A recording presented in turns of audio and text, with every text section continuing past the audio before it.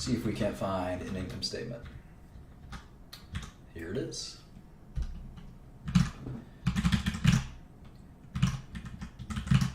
$14,914. Actually, have pretty high margins for a hardware company. It's a very clean income statement, only a couple of lines. I like it.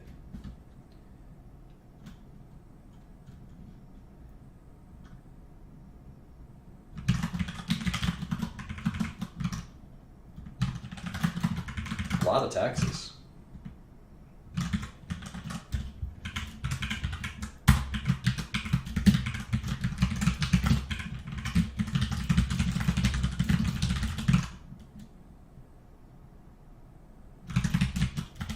They spend more on R&D than they do on marketing, general, and administrative. That's a unique, pretty unique. A lot of money on R&D.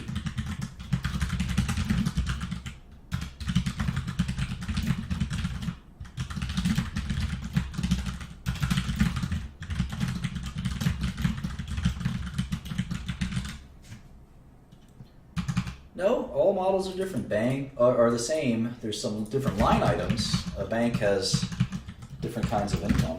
But yeah, I mean, revenue is at the end of the day, and costs. All businesses have the same sort of dynamics. See how steady Intel's business is. It's not very volatile. Let's see.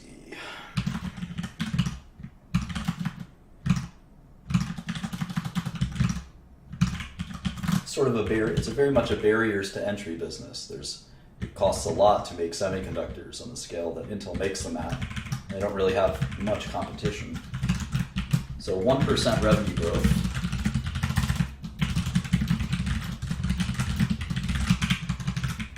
Gross margin much higher than I would have thought. 65%. That's like a software gross margin. That's why. The reason they have such a high gross margin, it's so hard to make these damn processors. They have no competition. So 64% gross margin, 29% operating margin. Let's think about what their revenue might look like. Well, their annual revenue was $55 billion, and that seemed pretty steady from last year. And their earnings were about $11 billion, and that seemed pretty steady as well. Don't seem to be growing. Their revenue growth was negative 1% or so, or plus 1%. So their earnings multiple, they have 13 times earnings. The only stock that sells for less earnings multiples are IBM and Apple, and they're not growing either. So you see this trend, right? Apple is not growing, IBM is not growing, Intel's not growing, and all their stocks trade for 13 times earnings, and 8 times earnings. So growth and the amount of years of payback that people are willing to pay is directly related to that, and that's pretty obvious when you do the NPVs. So, in any event, and Intel, I think, is still pretty dependent on microprocessors. Let's see if they break down their revenue at all.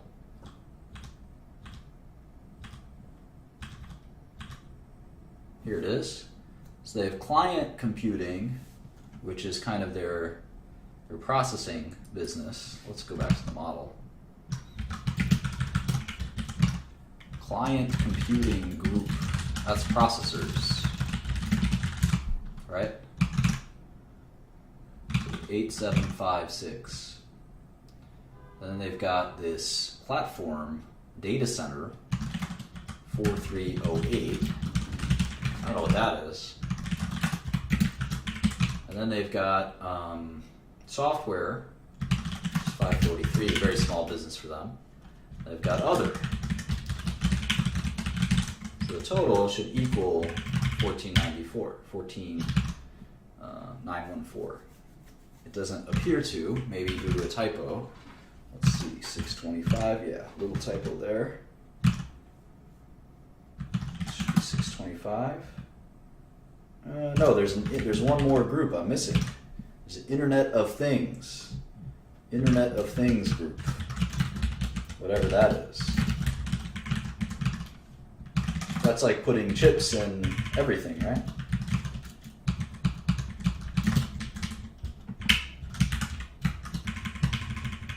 Cool. And you can see that the processing group is shrinking. It was bigger last year, but all the other groups looks like they're growing. Well, maybe not software, but all the other groups seem to be growing. So I don't know what the desktop PC market will look like, and I don't know if they're only desktops. I'm not so sure. I'm guessing they do. Let's look at the 10K. Maybe they'll break it down further for us somewhere in here. Client computing. They have the Intel Quark, the Intel Atom, the Pentium, the Celeron.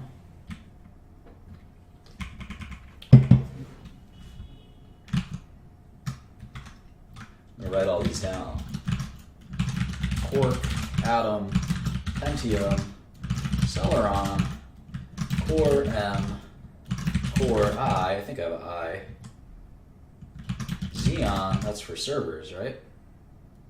Xeon Phi, and Itanium. I gotta learn about all these processors.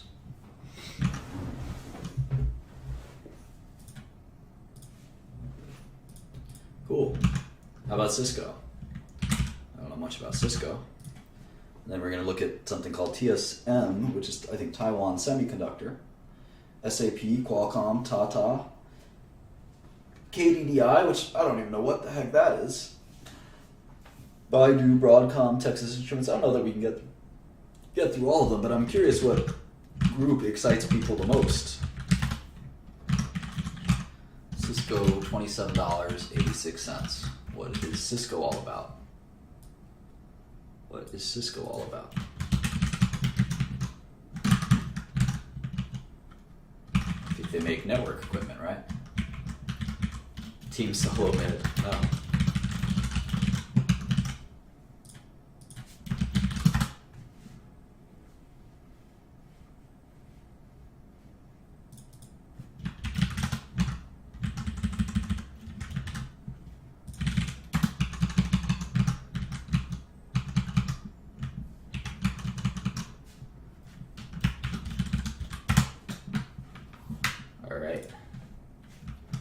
Let's pull up their file.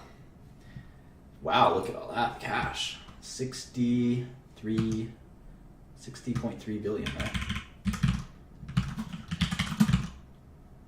Holy moly.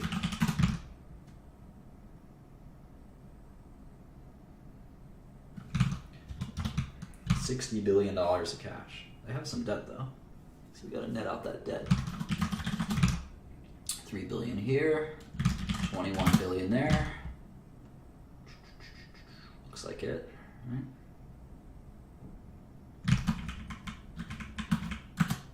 How many shares? 5 billion. All right, so their enterprise value is much lower than their market cap due to the significant amount of cash they hold. That should make sense to everyone. If it doesn't, you got to go rewatch some of the lessons or read the PowerPoint. Their enterprise value is only 100 billion. Is really, I think, really telling.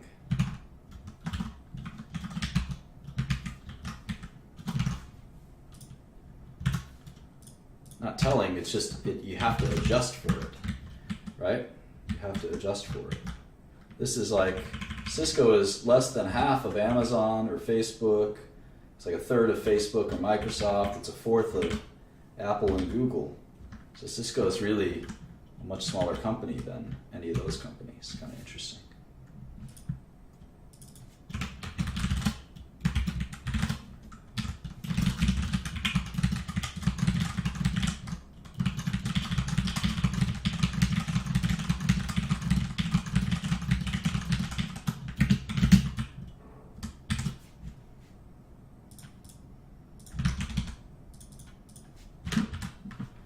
All right, let's do a few quarters, maybe one quarter.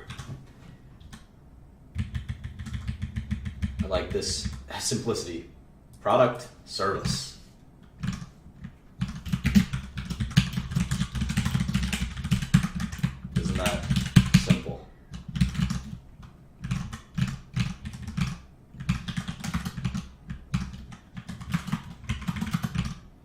cost of sales. So you can have margin for both of product and service. The gross margin is 7 divided by 12, whatever that is.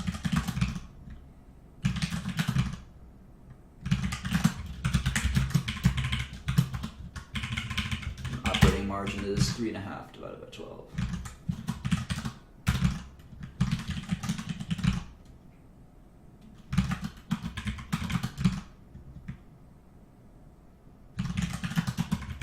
Almost no taxes, but that was an anomaly. In general, it looks like they pay about 20% taxes.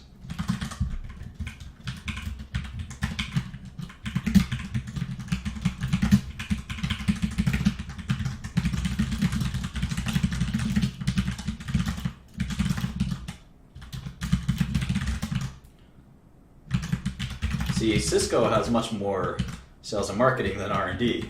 Let's contrast that with Intel. It's kind of interesting. Wonder what the heck Intel is doing in that R&D lab. I always think cutting R&D is a great way to short-term make a lot of money for shareholders. But if it's bad R&D, if it's good R&D, you don't want to cut it. You want more. It's pretty obvious to say that. It's hard to do it.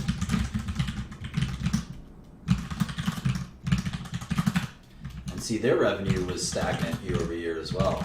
So Cisco is another kind of lumbering tech giant, like a slowly dying dinosaur, like in the land before time.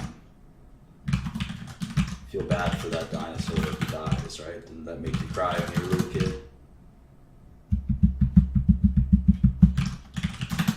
All right, so trying to understand the difference between spendings. Seems a little off. Maybe there was a one-time charge, or no, there was this big tax benefit. That's one part of it. There was a margin improvement. This is such a big difference in income. But if we just look at the 6 months, we'll say that there's about 50 billion in annual revenue. There's about 11 billion in earnings. So if you look at the earnings, it's really remarkable. It's 9 times earnings, which is a very low multiple if they ever start growing again, but it doesn't look like they're growing, maybe 1% growth. So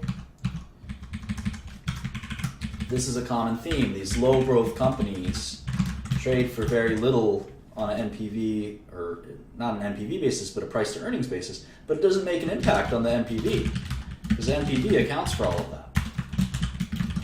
So it's not like a stock trading at 9 times earnings is any better than a stock trading at 100 times earnings. You still have to calculate it out.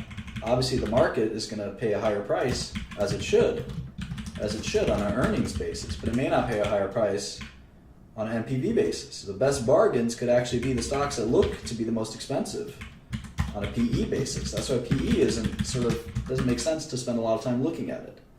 It makes sense to spend a lot of time trying to find real value. Anyway, the margins are 62% versus 29%. And then now let's sort of look at what exactly does Cisco do? What exactly do they do? And the 10Ks are best for that. The 10Ks are a lot of fun to read, in fact. Here's a 10K. And you can see how the company describes it in their own words.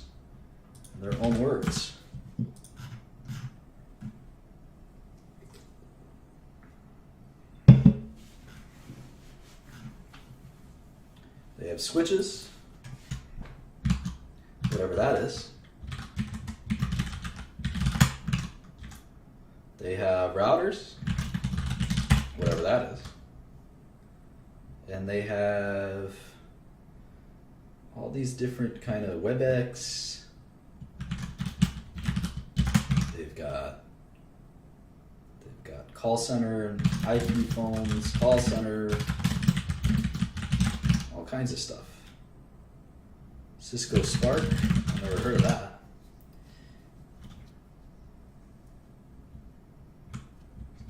Set-top boxes. Interesting. Modems. Data center. I guess they have some servers. Look at that. Blade servers and rack servers.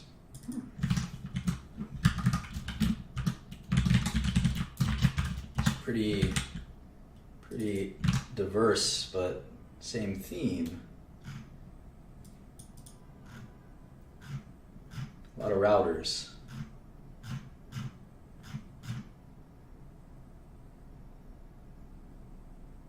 John Chambers was their CEO for a long time. I guess he's retired. New guy.